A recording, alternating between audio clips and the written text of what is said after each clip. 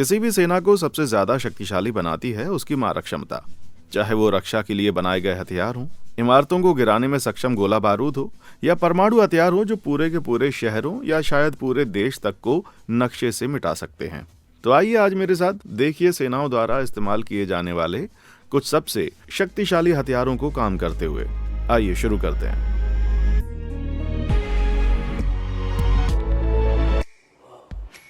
Toss 1A। ऐसे बहुत कम हथियार हैं जो टॉस 1A जितने मशहूर हैं, और उससे भी कम हथियार उतने ही शक्तिशाली होंगे। 1988 में सोवियत संघ द्वारा पहली बार विकसित की गई डरावनी सी दिखने वाली इन मशीनों को भारी फ्लेम थ्रोअर सिस्टम के ग्रुप में रखा जाता है, जो पैदल सेना और टैंक्स को युद्ध में आगे बढ़ने के दौरान बेहद करीबी सपोर्ट प्रदान करने के लिए डिजाइन की गई है। लेकिन इसके चेसिस पर लगे BM-1 लॉन्चर का मतलब है कि असल में ये टॉप लेवल का एक रॉकेट लॉन्चर है जो 24 थर्मोबैरिक वॉरहेड तक फायर कर सकता है।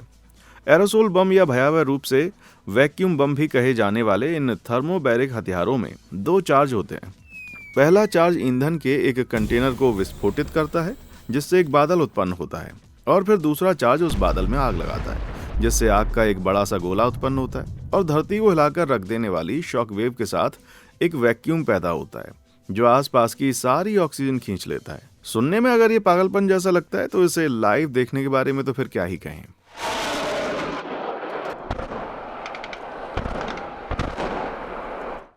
BM-1 लॉन्चर खुद एक बैटल टैंक की चेसिस पर लगे होते हैं, इसलिए चलाने वाले इसे सही जगह पर ले जाकर 2000 फुट की अधिकतम दूरी तक रॉकेट दाग सकते हैं, और ये सब महज 90 सेकंड के अंदर।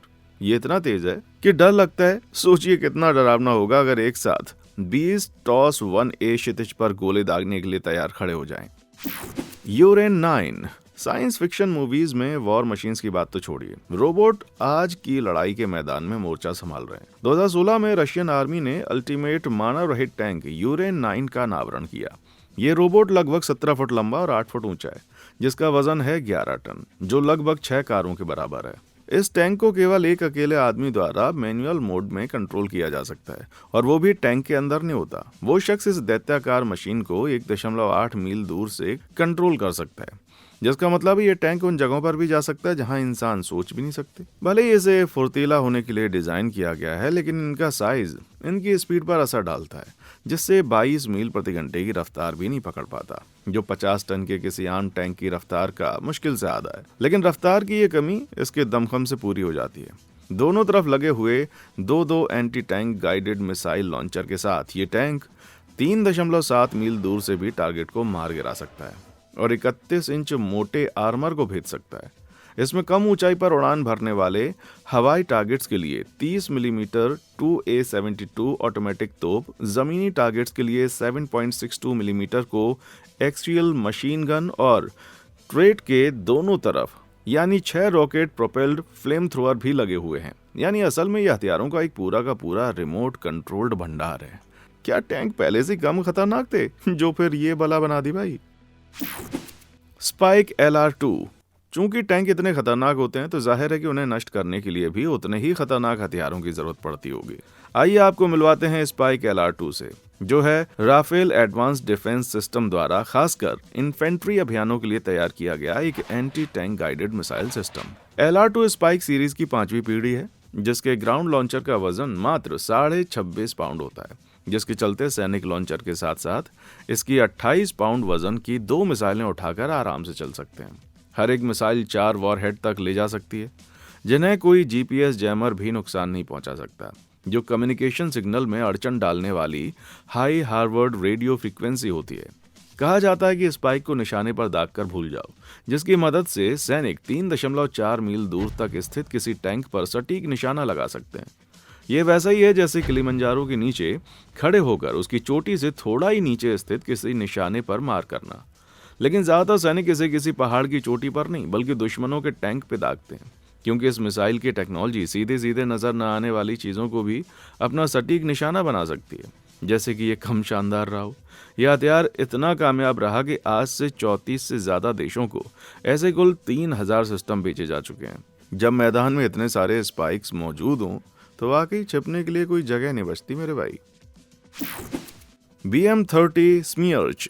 सोवियत यूनियन की पैदावार ये हथियार है BM-30 स्मियर्च 8x8 का एक रॉकेट लॉन्चर, जिसे पहली दफा 1987 में बनाया गया था। रशियन भाषा में इसके नाम का मतलब होता है तूफान, और ये सचमुच तूफान खड़ा कर सकती है। कॉम्बैट मोड में इसका वजन 48 टन से थोड़ा ज्यादा होता है। साथ ही 39 फुट की लंबाई और 10 फुट की ऊंचाई होती है। इसका भारी भरकम साइज इसे 37 मील प्रति घंटे की रफ्तार से ज्यादा तेज नहीं जाने देता। पर तेज भागना इसके लिए इतना जरूरी भी नहीं है, बल्कि जरूरी है चीजों के चीथे उड़ा के रख देना।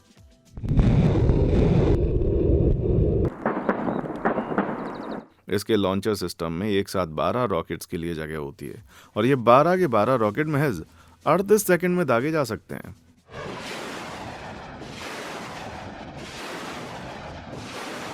भाई साहब,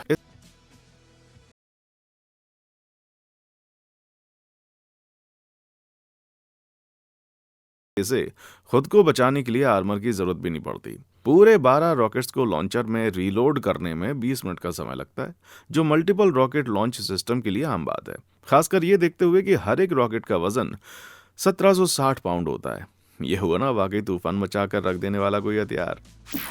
जार बॉम्बा, आपने सिनेमा में जाकर ओपनहाइमर मूवी तो जरूर देखी होगी। पर क्या आप हाइड्रोजन बॉम्ब के बारे में कुछ जानते हैं?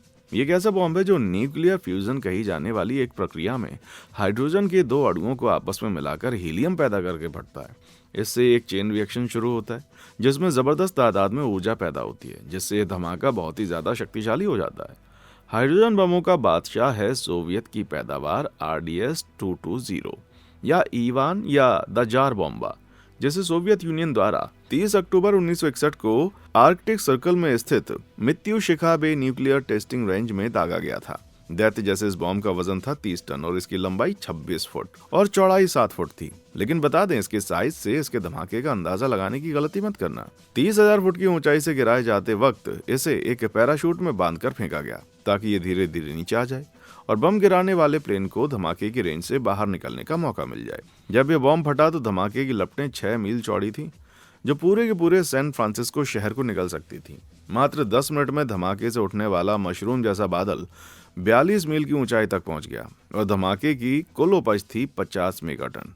अंदाजे के लिए बता दें, 1 मेगाटन के बॉम्ब में उतनी ताकत होती है जितनी 10 लाख टन TNT में होती है, जो 80 वर्ग मील के दायरे में स्थित एक तिनके को तबाह करने के लिए काफी होता है। इतिहास के दूसरे मशहूर परमाणु बमों से तुलना करें तो ये बॉम्ब 1570 गुना ज्यादा ताकतवर था, उन परमाणु बमों की संयुक्त ताकत से जिन्हें जापान के हिरोशिमा और नागासाकी शहरों पर गिराया गया था। आज की तारीख में ये इस दुनिया में बनाया जाने वाला अब तक का सबसे शक्तिशाली परमाणु बम है। मैं तो यही उम्मीद करूंगा कि कोई इसका दूसरा वर्जन बनाने के लिए खड़ा ना हो जाए भाई।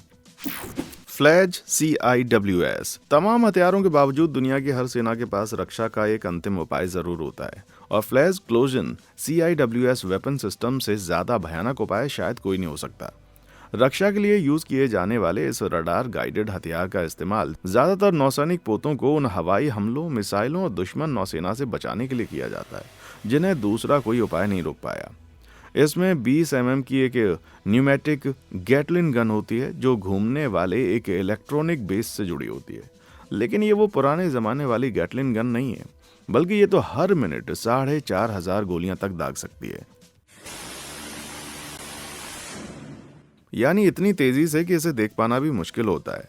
लेकिन निशान छोड़ने वाली खास गोलियों की मदद से ये देखा जा सकता है कि ये नज़ारा कुछ कुछ कैसा लगता होगा। यकीनन मैं पायलट होता तो इसके आसपास भी न फटकता, और ऐसी शिप्स की तो बात ही मत कीजिए जिन पर इस जैसे कई हथियार लगे हों। इसे और भी खतरनाक बनाते हुए फ्लैश की गोलियों की रफ्तार 3650 फुट प्रति सेकंड होती है, जो इसे आवाज की रफ्तार से भी 3 गुना तेज बनाती है। जैसा कि इतना काफी नहीं था, इस सिस्टम को पूरी तरह ऑटोमेटिक भी बनाया जा सकता है, यानी ये निशाने को ढूंढने, उसकी जांच करने और उसको उड़ाया जाए या नहीं, ये फैसला करने का काम खुद ब खुद ही कर सकता है, और ये सब महज कुछ ही सेकंड्स में। पहले बता देता हूँ, मैं इस हथियार से जितना संभव हो सके दूर रहने वाला हूँ भाई। पैटिसर S1।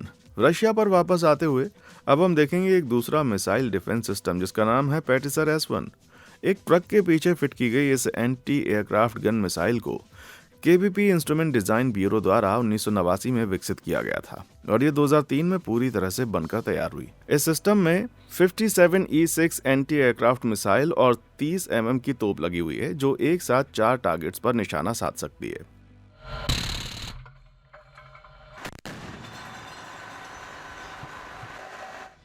ज्यादातर इसके निशाने पर होते हैं दुश्मन के ऐसे हेलीकॉप्टर जो रडार से बचकर निकलना चाह रहे होते हैं।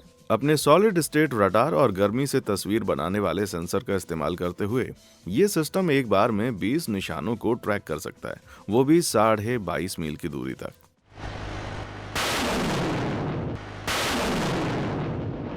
इसमें कोई दो राय नहीं है कि S1 बड़ा ही शानदार सिस्टम है, पर यह पैटिसर परिवार का इकलौता सदस्य नहीं है जिसमें सबसे हालिया इजाफा हुआ है। पैटिसर SA के साथ, जिसे सबसे पहले एक पब्लिक परेड के दौरान 2017 में उजागर किया गया था, इन नए सिस्टम को खासकर आर्कटिक के मौसम को ध्यान में रखकर बनाया गया है और दुश्मन के जहाजों पर दागे जाने के लिए 18 मिसाइलें इसमें हमेशा तैयार रहती हैं। पैटिसर फैमिली को देखकर तो दुनिया की खड़ूस से खड़ूस फैमिली भी क्यूट लगने लगती है मेरे भाई। Archer artillery system. आप सोचते होंगे स्वीडन एक ऐसा देश है जिससे लड़ाई झगड़े से कोई मतलब नहीं रहता, पर ऐसा शायद इसलिए क्योंकि आपने उनके हथियारों का जखीरा अभी देखा नहीं है। मिलिए BAE सिस्टम द्वारा विकसित किए गए आर्चर आर्टिलरी सिस्टम से जो युद्ध में बेहतरीन मारक क्षमता हासिल करने के लिए बनाया गया है। एक 8x8 RMMV ट्रक पर फिट की गई ये 155 mm की फुली ऑटोमेटिक हॉवित्जर तोप एक ऐसी चेसिस पे लगी है जो उसे 56 मील प्रति घंटे की रफ्तार से दौड़ा सकती है। 3 सैनिकों की फुल टीम के साथ ये ट्रक आराम से रुककर 56 कैलिबर के एक बड़े से गोले को 21 मील दूर तक दाग सकती है और फिर से सरपट आगे बढ़ जाती है। ये सब 20 से भी कम सेकंड में। इतना ही नहीं, ये सिस्टम प्रति मिनट 7 गोले दाग सकता है, जो इसे फिलहाल दुनिया में सबसे तेज गोले दागने वाली तोप बनाता है। लेकिन सिर्फ बड़े गोले दागना ही इसकी खूबी नहीं है, करने के लिए बनाया गया है। लेकिन सिर्फ बड़े गोले दागना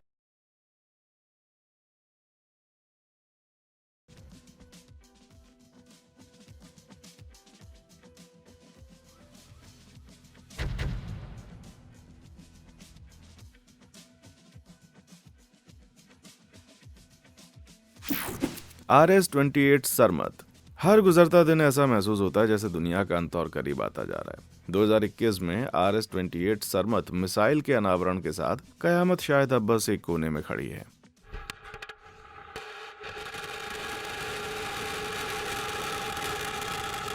यह रूसी प्रलय यंत्र 116 फीट लंबा है, जिसका व्यास 10 फीट है और ये 15 परमाणु हथियारों तक का भार ढो सकता है। इसका कुल वजन 240 टन से भी ज्यादा है। सरमत के पास फिलहाल दुनिया की किसी भी मिसाइल से ज्यादा लंबी मारक क्षमता है, 11,000 मील से भी ज्यादा, और इसे यहाँ कहीं से भी दागा जाए ये दुनिया के लगभग किसी भी निशाने को भेद सकती है। कुछ रूसी नेताओं का दावा है कि अगर इसे कालिनिनग्राद शहर से दागा जाए तो सरमत महज 200 सेकंड में अमेरिका पहुंच सकती है और टेक्सास जितने बड़े इलाके को तबाह कर सकती है। लेकिन रुकिए, कालिनिनग्राद और किसी भी बड़े अमेरिकी शहर के बीच की न्यूनतम दूरी लगभग 4150 मील है। मतलब इसे अब तक की सबसे तेज ज्ञात मिसाइल KH-47M2 से भी 10 गुना तेज चलने में सक्षम होना होगा। कोई आश्चर्य नहीं है कि ब्रिटिश खुफिया एजेंसियां जैसी कुछ संस्थाओं को शक है कि रूस बस डर फैलाने के लिए ये सब कहता है। और मैं प्रार्थना करता हूँ कि उनका कहना सही हो।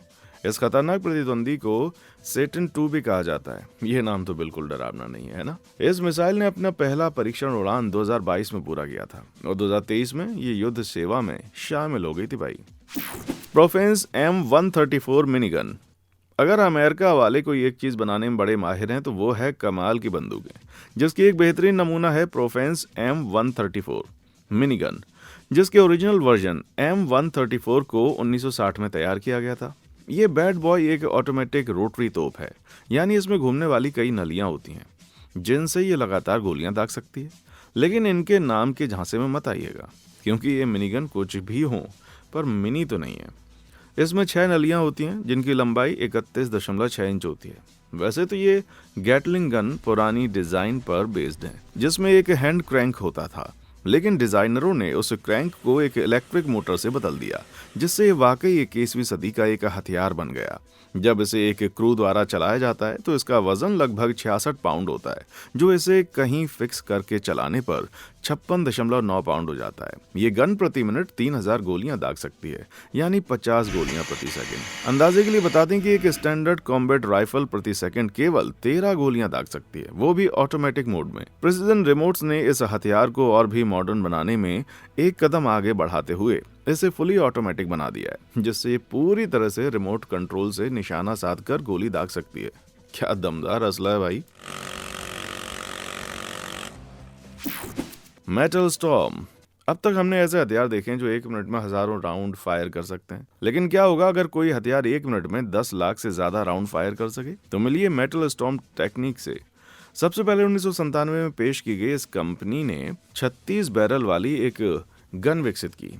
प्रोटोटाइप गन ने साबित किया कि मेटल स्टॉर्म तकनीक पूरी तरह से पागल कर देने वाली 16.2 लाख राउंड प्रति मिनट की अधिकतम रफ्तार से गोली चला सकती है। इस दर से ये 9mm की 24,000 गोलियों की 3800 मील प्रति घंटे से ज्यादा की रफ्तार से फायर कर सकती है, जो उसके रास्ते में आने वाली किसी भी चीज को तबाह कर देगी। लेकिन ये संभव कैसे? ये हर बैरल में कई गलियों को एक दूसरे से सटाकर रखती है और हर एक गोली को इलेक्ट्रॉनिक रूप से अलग अलग और तेजी से ट्रिगर किया जाता है। मतलब ये लहरों में गोलियां दागती है जो एक दूसरे से टकराए बिना ज्यादा से ज्यादा नुकसान पहुंचाती हैं। 2007 में अमेरिकी नेवी ने ऐलान किया कि उन्होंने मेटल स्टॉर्म तकनीक खरीदी है, लेकिन इसे कभी लड़ाई में इस्तेमाल नहीं किया क्योंकि इसका यूज बहुत ही खास परिस्थितियों तक ही सीमित था। थ्योरी में जीनियस लगता है, लेकिन बिना किसी ट्रैकिंग क्षमता के टारगेट को गोलियों से बचने के लिए बस एक तरफ हटना होगा और फिर वो 16.2 लाख गोलियां एकदम बेकार चली जाएंगी। ज्यादा कॉन्ट्रैक्ट हासिल न कर पाने की वजह से मेटल स्टॉर्म को 2012 में बंद कर दिया गया। लगता है प्रोजेक्ट किसी दीवार से टकरा गया और उम्मीद है वो दीवार 16.2 लाख गोलियों से नहीं बनी रही होगी। लॉज।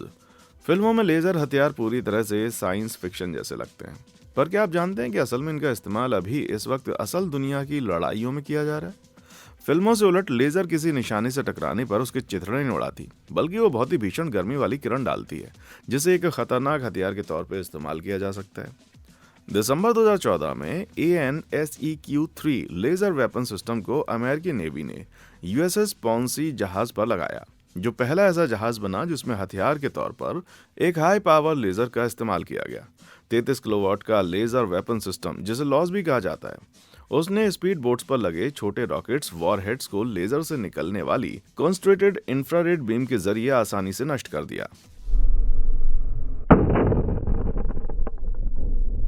ये बीम 1,86,000 मील प्रति सेकंड की कमाल की रफ्तार से चलती है, यानी खुद लाइट जितनी तेज। निशाने तुरंत हिट होते हैं, वो भी बिल्कुल सटीकता के साथ। जैसे कि इतना ही काफी ना रहा हो, ये सिस्टम जेब पर भी ज्यादा भारी नहीं पड़ता। लॉज को बिजली से चलाया जाता है, जो इसके अपने छोटे जनरेटर से मिलती है, और इसे 3 लोगों की टीम ऑपरेट करती है। कुल मिलाकर इसके हर शॉट की कीमत $1 से भी कम है। लेकिन एक पकड़ है, लड़ाई के मौजूदा नियम लॉज को सिर्फ गैर इंसानी निशानों पर दागने की इजाजत देते हैं, ताकि लोगों को अंधा करने से बचाया जा सके। हाँ, लोगों को उड़ा देने में कोई दिक्कत नहीं है, लोगों को अंधा मत करना, ना बाबा ना। यह लड़ाई के नियम भी अजीब होते हैं। तो फिलहाल इसके हमले सिर्फ मानव रहित हवाई वाहनों और मानव रहित नावों तक सीमित हैं। अब चीन ने अपना खुद का एक लेजर वेपन सिस्टम बना लेने का दावा किया, जिसका नाम है साइलेंट हंटर, जो लॉज से भी 2 गुना ज्यादा ताकतवर है। यह सिस्टम लगभग 70 किलोवाट का है, जो हल्के कवच को कथित तौर पर आधे मील से ज्यादा दूरी से काट सकता है। बस इस दावे की कोई फुटेज नहीं है। क्या ये सिर्फ डर फैलाने की एक रणनीति हो सकती है? आप क्या सोचते हैं? नीचे कमेंट सेक्शन में आकर हमें जरूर बताएं। Drone defender. वर्तमान में जारी लड़ाइयों में हमें युद्ध के मैदानों में ज्यादा से ज्यादा ड्रोन देखने को मिल रहे हैं। इन मानव रहित विमानों का इस्तेमाल सेनाएं हर चीज के लिए करती हैं, जासूसी से लेकर सटीक हमले करने तक। हमारी हथेली में फिट हो जाने वाले छोटे ड्रोन से लेकर किसी बड़े से घोड़े जितने बड़े ड्रोन बन चुके हैं। ड्रोन युद्ध ही शायद लड़ाई का भविष्य है। तो अगर आपके पास खुद को बचाने के लिए कोई लेजर वेपन सिस्टम नहीं है, तो पैदल सेना जैसी टुकड़ियों का इस समस्या से निपटने के लिए आखिर क्या कर सकते हो? क्यों ना वे ड्रोन डिफेंडर का इस्तेमाल कर लें। अमेरिकी निर्माता डी-ड्रोन द्वारा तैयार किया गया ड्रोन डिफेंडर उन ज्यादा फ्रिक्वेंसी को जाम कर देता है जिन पर लगभग सभी ड्रोन काम करते हैं। 15 पाउंड वजन वाला ये उपकरण हल्का और पोर्टेबल है, जिसे सैनिक अपने साथ उठा के चलते हैं और 2 घंटे तक इस्तेमाल कर सकते हैं। जब किसी UAS यानी मानव रहित विमान से कोई खतरा दिखता है, तो यूजर अपने ड्रोन डिफेंडर के जरिए 1.2 मील दूर से ही उस पर निशाना साध सकता है। फिर ट्रिगर दबाने पर यह तुरंत पायलट और UAS के बीच का लिंक तोड़ देता है। नतीजतन ड्रोन अपने पहले से प्रोग्राम किए गए एक सेफ्टी मोड में चला जाता है, धीरे से उड़कर जमीन पर उतरता है या अपने टेक ऑफ पॉइंट पर वापस लौट जाता, जो खतरे को बेअसर कर देता है। कभी कभी सबसे बढ़िया डिफेंस होता है एक तगड़ा सा हमला और सिग्नल से थोड़ी सी छेड़छाड़।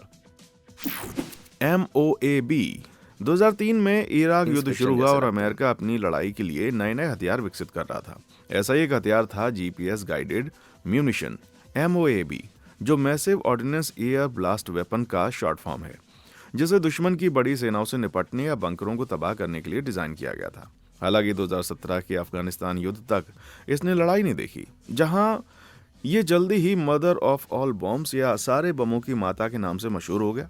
आप देख सकते हैं कि ऐसा हुआ क्यों।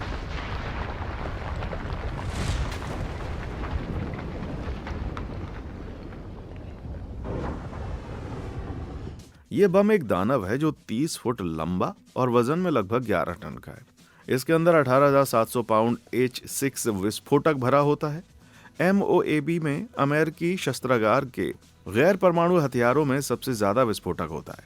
हालांकि इससे भी भारी कुछ हथियार मौजूद हैं, लेकिन उनमें विस्फोटक कम होता है क्योंकि उनके खोल निशानों को छेदने के लिए डिजाइन किए गए हैं। फटने पर यह एक विनाशकारी धमाका छोड़ता है जो चारों दिशाओं में 1 मील तक फैलता है।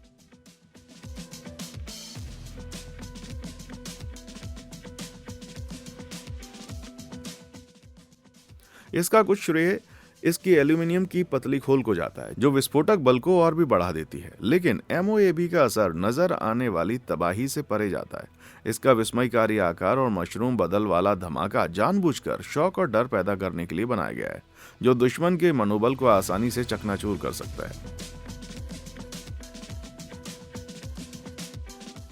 मेरा मनोबल तो बस इसकी क्लिप्स देखकर ही टूट गया मेरे भाई। AK-630। आइए चलते हैं साल 1963 के सोवियत यूनियन के जमाने में और मिलते हैं AK-630 से। ये एक ऑटो कैनन है, एक ऐसी बंदूक जो बड़ी बड़ी गोलियां इतनी तेजी से दागती है कि आर्मर को भी भेद देती है और चीजों की चीथड़े उड़ा देती है। एक पूरी तरह से लैस AK-630 ट्रेड का वजन 10 टन से थोड़ा ज्यादा होता है और इसके नाल की लंबाई 5.3 फीट है। ये बंदूक 1 मिनट में 5000 गोलियां दाग सकती है, यानी 1 सेकंड में 83 गोलियां।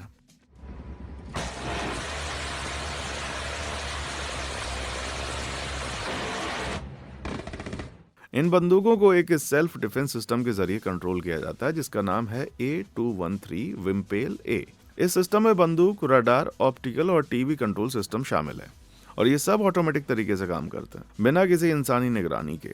अगर दुश्मन का कोई प्लेन बहुत ही करीब आ जाए तो ये सिस्टम हवाई निशानों को 440 यार्ड और जमीनी निशानों के लिए 5000 यार्ड की दूरी से मार गिरा सकता है।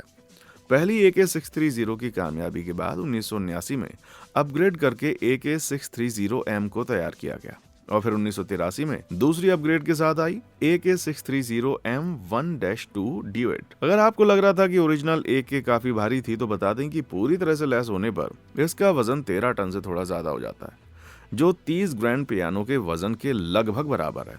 अपने पहले वजन के उलट ये ड्यूएट 1 मिनट में 10,000 गोलियां दाग सकती है। अब ये हुई ना कोई सचमुच की धमाकेदार ड्यूएट। बैशन पी। क्या कभी ट्रैफिक में फंसे होने पर आपने सोचा कि काश इस जाम को उड़ाया जा सकता? तो आपको जरूरत है बैशन पी की। हम फिर से रूस में हैं इस मिसाइल सिस्टम को देखने के लिए, जिसे पहली बार 2010 में पेश किया गया था।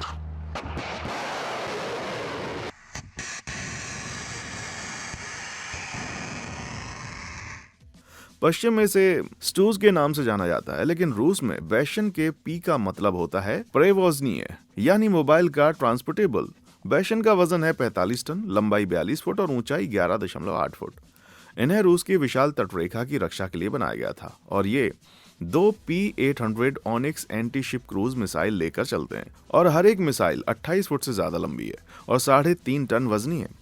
हाई लो उड़ान पथ में स्टूज दुश्मन जहाजों पर 186.4 मील की दूरी से और लो उड़ान पथ में 74.5 मील की दूरी से मार सकता है। ये दागो और भूल जाओ।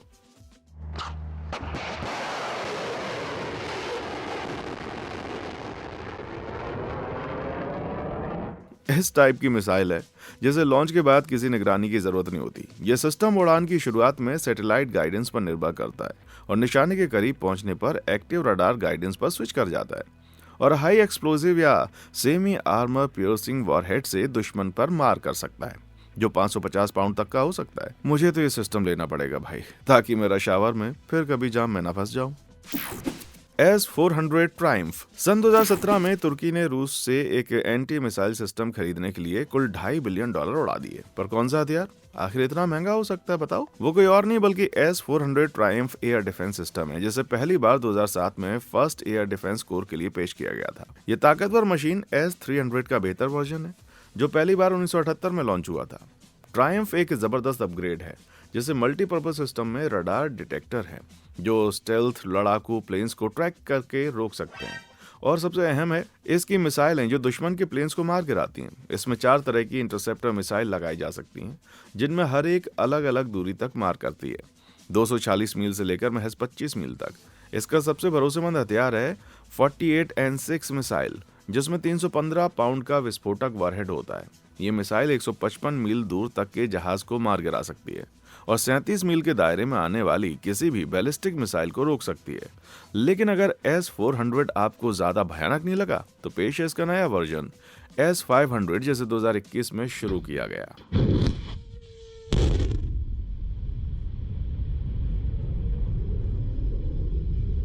ये दानवकाय सिस्टन हाइपरसोनिक हथियारों को मार गिरा सकता है। ये ऐसी मिसाइल होती है जो मैक 5 की स्पीड से चलती है, यानी आवाज की रफ्तार से भी 5 गुना तेज। यह सिस्टम अपने पिछले वर्जन से बहुत ज्यादा खतरनाक है। कोई दो राय नहीं कि S-500 बहुत ही खतरनाक लगता है, लेकिन इसका मैदान में उतरना अभी भी अनिश्चित है। रूस ने इसके लॉन्च को पहले तो 2014 से 2021 तक पीछे धकेल दिया और फिर इसे 2025 कर दिया गया। इन सिस्टम को दागो और भूल जाओ, लेकिन लगता है इन लोगों ने शायद इस प्रोजेक्ट को ही बुला दिया भाई। M102 howitzer. जब बात तोपों की आती है तो बड़ा साइज लगभग हमेशा बेहतर होता है। किसी भी लड़ाकू जहाज पर लगाई जाने वाली अब तक की सबसे बड़ी तोप आपको मिलेगी अमेरिकी लड़ाकू विमान AC-130W स्टिंगर सेकंड में। इसका मुख्य हथियार है M102 होवित्जर, जो दुनिया की किसी भी गनशिप की बंदूक से बड़ी है। ये सिर्फ 1 मिनट में 105 mm के 10 बड़े गोले दाग सकती है, जिनमें से हर एक का वजन होता है 33 पाउंड। M102 एक पुराने स्टाइल की तोप है, जो पहली बार 1966 में सेवा में आई थी और मूल रूप से इसे जमीनी इस्तेमाल के लिए बनाया गया था। इस ताकतवर हथियार का वजन 1.5 टन से ज्यादा है और लंबाई तकरीबन 17 फुट। जब इसे दागा जाता है तो ये 24,000 पाउंड की जबरदस्त ताकत से रिकॉइल करती है। मतलब इसके लिए एक अलग हैवी ड्यूटी रिकॉइल सिस्टम की जरूरत पड़ती है और ये सिर्फ बड़े प्लेन पर ही लगाई जा सकती है, जो इसे दागने पर अपने रास्ते से लड़खड़ा ना जाए।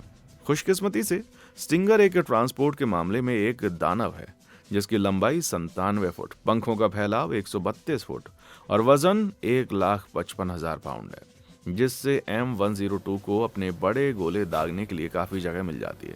2022 में ऐलान किया गया था कि स्टिंगर की 105 mm की गन की एयरक्राफ्ट यूनिट को अपग्रेड किया जाएगा, जो वीडियो बनाए जाने के दौरान टेस्टिंग में। लगता है इसके रिलीज होने पर मुझे पार्ट 2 बनाना पड़ेगा, ताकि हम सब भी उस अपग्रेड को एक्शन में देख सकें। इनमें से कौन से हथियार ने आपकी होश उड़ा के रख दी, और क्या आप इस वीडियो का पार्ट 2 देखना चाहेंगे? नीचे कमेंट सेक्शन में आकर हमें जरूर बताएं। और हाँ, देखने के लिए शुक्रिया।